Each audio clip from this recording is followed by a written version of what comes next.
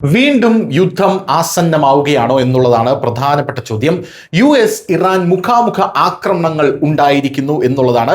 Gulf രാജ്യങ്ങളിൽ നിരന്തരമായി സൈറനുകൾ മുഴങ്ങുന്നു.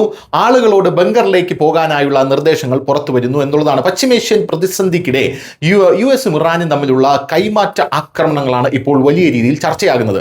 പശ്ചിമേഷ്യൻ വെടിനിർത്തൽ സംബന്ധിച്ച എല്ലാ പ്രതീക്ഷകളും തകർന്നു എന്നുള്ള കാര്യത്തിൽ തർക്കമില്ല. വെടിനിർത്തൽ ചർച്ചകളെക്കുറിച്ച് പരസ്പര വിരുദ്ധമായ പ്രസ്താവനകൾ നൽകി ദിവസങ്ങൾക്കുള്ളിൽ ശനിയാഴ്ച പുലർച്ചെ യുഎസും ഇറാനും പരസ്പരം നേരിട്ട് സൈനിക ആക്രമണം നടത്തി. മറുവശത്ത് ലെബനനിൽ വെടിനിർത്തൽ കരാർ ഉണ്ടായിരുന്നിട്ടും ഇസ്രായേലും ഇറാൻ പിന്തുണയുള്ള ഹിസ്ബുള്ളയും തമ്മിലുള്ള പോരാട്ടം കൂടുതൽ അക്രമാസക്തവും തീവ്രവുമായി മാറിയിരിക്കുന്നു. ശനിയാഴ്ച രാവിലെ മേഖലയിലുടനീളം വലിയ രീതിയിലുള്ള നാശവും ഉണ്ടായി എന്നുള്ളതാണ്. ഹോർമൂസ് കടലിടുക്കിലാണ് ഇപ്പോൾ കനത്ത പോരാട്ടം തുടങ്ങിയിരിക്കുന്നത്.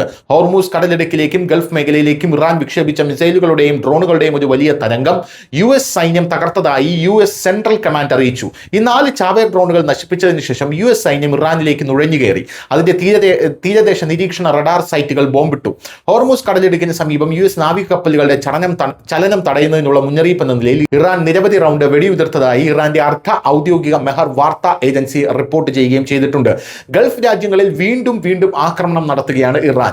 ആളുകളോട് ഒളിച്ചിരിക്കാൻ ഉത്തരവ് പുറപ്പെടുവിക്കുകയാണ്. അതായത് ശനിയാഴ്ച പുലർച്ചെ കുവൈറ്റിലും ബഹ്റിനിലും യുദ്ധ സൈറനുകൾ മുഴങ്ങാൻ തുടങ്ങി. ഇത് പൗരന്മാർക്കിടയിൽ വ്യാപകമായിട്ടുള്ള പരിഭ്രാന്തിയാണ് സൃഷ്ടിച്ചത്. കുവൈറ്റിൽ മിസൈലുകളിൽ നിന്നും ഡ്രോണുകളിൽ നിന്നുള്ള നേരിട്ടുള്ള ഭീഷണികൾക്കെതിരെ പ്രതികാര നടപടി സ്വീകരിച്ചതായി കുവൈറ്റ് സൈന്യം ഔദ്യോഗികമായി അറിയിച്ചിട്ടുണ്ട്. ബഹ്റിൻ സർക്കാർ തങ്ങളുടെ പൗരന്മാരോട് ഉടൻ സുരക്ഷിതമായ ഷെൽട്ടറിലേക്ക് മാറാൻ ഉത്തരവിട്ടു. മറുവശത്ത് ലെബനനെതിരെ ഇസ്രായേലിന്റെ കനത്ത ആക്രമണം ഒരു വശത്ത് തുടങ്ങിയിരിക്കുകയാണ്. ട്രംപിന്റെ വലിയ പ്രസ്താവന ഇറാനുമായുള്ള യുദ്ധത്തിൽ താൻ വളരെ വേഗത്തിൽ നീങ്ങുകയാണെന്ന് യുഎസ് പ്രസിഡന്റ് ഡൊണാൾഡ് ട്രംപ് ഒരു അഭിമുഖത്തിൽ പറഞ്ഞു. തന്റെ ആദ്യ 4 മുതൽ 6 ആഴ്ച വരെയുള്ള കാലയളവിനെ താരതമ്യം ചെയ്ത ട്രംപ്, ഞാൻ ഇപ്പോൾ ഈ യുദ്ധത്തിന്റെ 3-ാം മാസത്തിലേക്ക് പ്രവേശിച്ചിരിക്കുന്നു. നിങ്ങൾക്കറിയാമോ, വിയറ്റ്നാം യുദ്ധം 19 വർഷം നീണ്ടു നിന്നു, പക്ഷേ ഇത് വിയറ്റ്നാം യുദ്ധമല്ല എന്നാണ് ട്രംപ് പറയുന്നത്. News desk news Malayalam.